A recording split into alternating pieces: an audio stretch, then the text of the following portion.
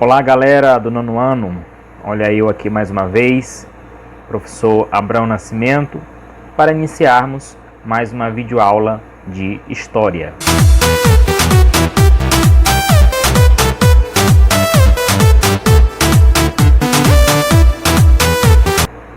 Muito bem, turma, o nosso conteúdo de hoje, para fecharmos aí o nosso terceiro bimestre, são as experiências ditatoriais na América Latina e a ditadura civil-militar no Brasil. Iremos tentar compreender este conteúdo de maneira prática, de maneira clara e de maneira objetiva para vocês estarem compreendendo. Para iniciarmos, temos que entender o contexto histórico mundial, que vai possibilitar ali a ascensão de regimes ditatoriais na América Latina. É importante que vocês tenham conhecimento que o mundo estava vivenciando a chamada Guerra Fria, no qual existia uma disputa entre duas grandes superpotências, que era Estados Unidos e União Soviética. Portanto, existia uma briga política, econômica e ideológica, para consolidar realmente quem seria ali a grande potência e qual sistema seria predominante em todo o mundo, se seria o capitalismo ou se seria o socialismo.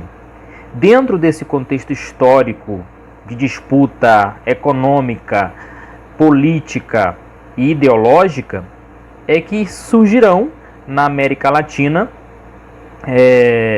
regimes ditatoriais, com apoio principalmente dos Estados Unidos, ok? Então vamos lá.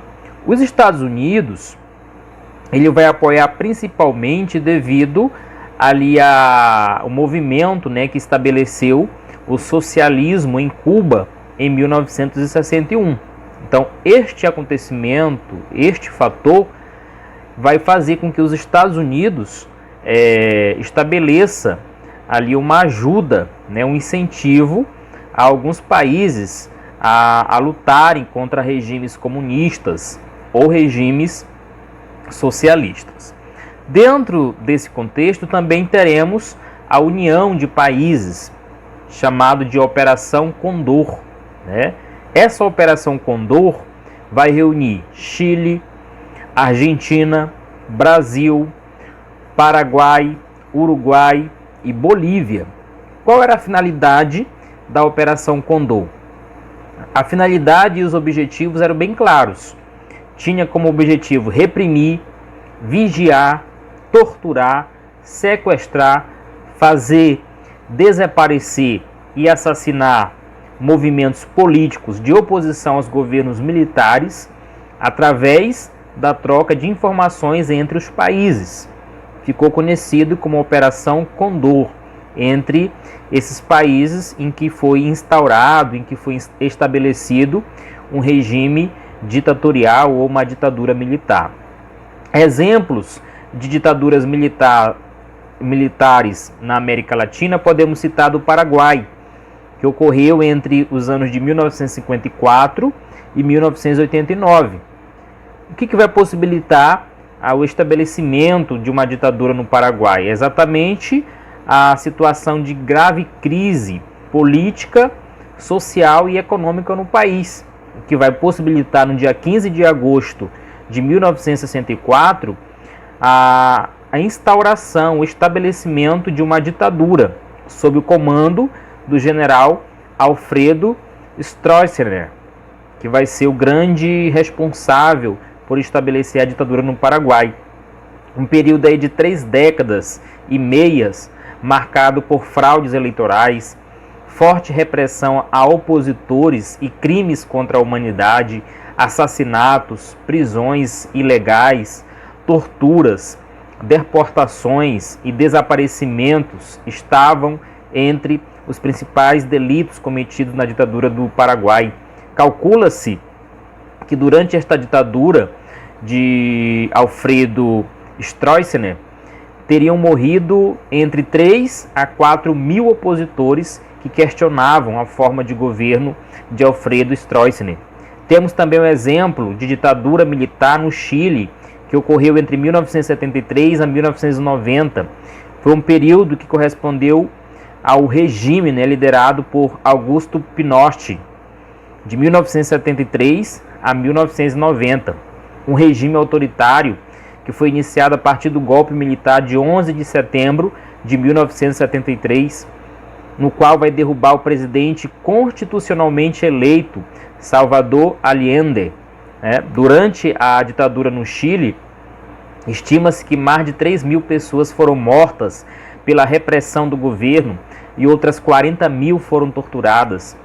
Com a instalação da ditadura no Chile, o Congresso foi dissolvido e a existência de partidos políticos como a Unidade Popular foi proibida e colocada na ilegalidade. A máquina repressora do governo chileno começou a caçar e prender os opositores, principalmente aqueles ligados a partidos de esquerda, e isso forçou ao exílio de milhares de pessoas do Chile, ou seja, o exílio é ir para outros locais. Temos também exemplo de ditadura na Argentina, de 1966 até 1973. A ditadura na Argentina começou com um golpe de Estado dado por militares que assumiram o poder do país. Durante sua vigência, foi um dos governos mais autoritários da América Latina no século XX. O presidente Arturo Illia, que exercia o cargo legalmente dentro da Constituição, foi retirado do poder no dia 28 de junho daquele mesmo ano, ou seja, de 1966, e a partir de então se sucedeu uma série de governos de militares até 1973. O período da ditadura militar na Argentina foi cruel e sangrento. A estimativa é de que aproximadamente 30.000 argentinos foram sequestrados pelos militares. Os opositores que conseguiam se salvar fugiam do país, o que representa aproximadamente 2,5 milhões de argentinos. Outro exemplo de ditadura na América Latina é a ditadura uruguaia, de 1973 a 1985. A ditadura no Uruguai começou oficialmente com um golpe de Estado em junho de 1973 e se estendeu até fevereiro de 1985. É conhecida como uma ditadura cívico-militar devido à participação de um presidente eleito democraticamente no golpe, assim como de vários políticos e atores civis durante toda a ditadura. Nesse período da ditadura uruguaia, a Constituição ficou em segundo plano. Os partidos políticos estavam proibidos de funcionar, assim como os sindicatos e grêmios estudantis, e os meios de comunicação foram duramente censurados. Os opositores ao regime, entre eles o conhecido grupo dos Tupamaros, foram perseguidos, presos, torturados e assassinados. Uma característica da ditadura uruguaia foram prisões prolongadas e massivas, muitas das quais eram feitas de maneira totalmente ilegal e confidencial. E também temos exemplo da ditadura civil-militar que ocorreu aqui no Brasil, de 1964 a 1985. Foi um regime autoritário que teve início com o golpe militar de 31 de março de 1964, que retirou do poder o presidente eleito democraticamente João Goulart. O regime militar no Brasil durou 21 anos, isto é, de 1964 até 1985. Estabeleceu uma censura muito grande à imprensa, restrição aos direitos políticos e perseguição policial aos que se opunham ao regime da ditadura militar no Brasil. Foram instituídos os atos adicionais, ato adicional número 1, ato adicional número 2, ato adicional número 3, foram 16 atos adicionais, com destaque aí para o ato adicional número 5, que suspendia as atividades do Congresso e autorizava a perseguição de opositores. Aí nós temos alguns exemplos de presidentes da época da ditadura militar, por exemplo, Castelo Branco, Arthur da Costa e Silva, Emílio Garrastazu Médici, Ernesto Geisel, João Batista Figueiredo, foram alguns exemplos de presidentes da época da ditadura militar. Cabe destaque aqui para o governo de Emílio Garrastazu Médici, no qual o Brasil viveu o chamado milagre econômico, que correspondia ao crescimento econômico ocorrido no Brasil entre os anos de 1968 e 1973. Esse período vai ser caracterizado pela aceleração do crescimento do PIB, Produto Interno Bruto, industrialização do país e uma inflação baixa. Mas, entretanto e todavia, por trás dessa prosperidade, houve o aumento da concentração de renda, corrupção e exploração da mão de obra. Isso foi as experiências ditatoriais na América Latina, que tinham características em comuns: repressão, perseguição aos que não concordavam com a forma de governo que estava estabelecida nesses países. Eu espero que vocês tenham entendido e compreendido. Foi apenas um resumo. Obrigado pela atenção e bons estudos.